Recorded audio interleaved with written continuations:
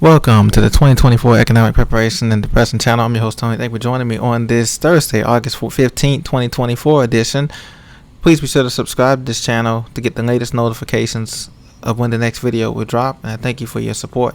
Right now, we're just going to briefly talk about this U.S. economy and the mixed messages that many of us are seeing in the news and outside of the news on the ground. Barron's reported that the U.S. economy is still strong. The latest data makes it clear. As you know, today we got the jobs report, and it came out that unemployment is slowing down, or our jobless claims is slowing down, rather, and that the number of Americans applying for unemployment benefits fell to 227,000 for the week ending August 10th, according to the Labor Department. It's the second week in a row that claims fell.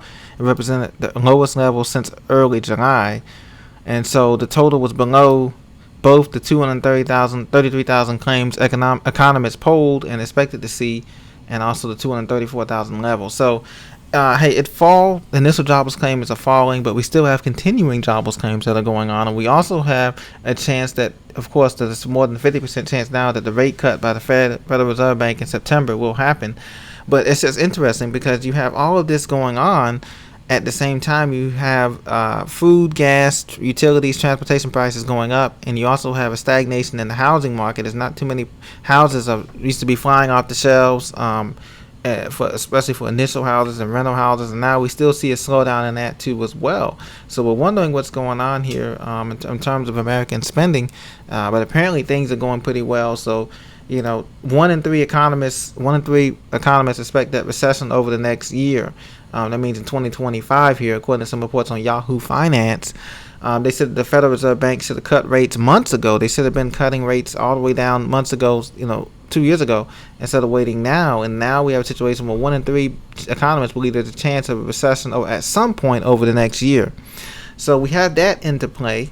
But, they said that you typically, quote, only get recessions every 6 to 7 years, but you got to remember, ladies and gentlemen, we just started pumping money into this economy for wars, and also from just pumping in from the stimulus checks the last couple of years. So that recovery money has been a big injection into the system that wasn't allowed to. The markets and Main Street and Wall Street were not allowed to follow the normal business cycle with ebb and flow. The recessions and then a big run up. So far we've had a big run up the last 15 years, and we haven't had a real recession since back in 2008, of course.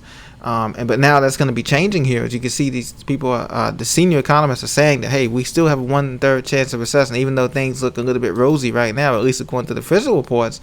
So the S&P 500, the NASDAQ, and the Dow, they rise after retail sales, and they bounce back after jobless claims fall. So everything goes in the green.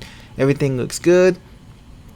Everything changed up, was up in the green today, but that doesn't mean that everything is rosy. Remember, Wall Street is way detached from Main Street, and that's going to continue to be the case as people cut back on spending heading into the last part of summer. And once the school kids are back in and they get their refund checks, it'll pick up again probably, late October, November, the college kids.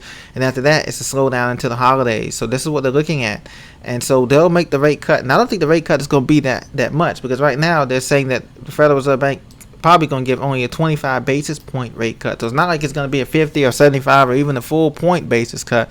It's only going to be 25 basis points. So that may not be big of a rate cut to make a difference in everyday Americans' pockets for sure, and paying bills with the interest rate so high now on credit cards and on other utilities and stuff like that.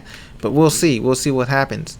If they cut this rate in September, it's possible they're looking at another rate cut after the elections in December. It's possible we can get 2 rate cuts now if they're going to go that way, because that means that quantitative easing, printing of money, will become in effect regardless of what happens with this thing with the economy. And so probably will cave into that now, and that's what the markets are pricing in here. They've already priced in September's rate cut. Now the question is, how many rate cuts are coming this year and next year? Granted that things are going to be looking up, but like I said, there's still a 1 in 3 chance of recession. We still have a heavy debt load, a massive debt load, and we still have unemployment that may not be rising, but it's still every month we have a lot of unemployment claims, continuing unemployment claims, and we have a lot of people that are giving up looking for work or working 2 or 3 jobs, side hustles, and so that also has to be factored into the equation as well. So I just want to keep you in mind that give you that perspective today.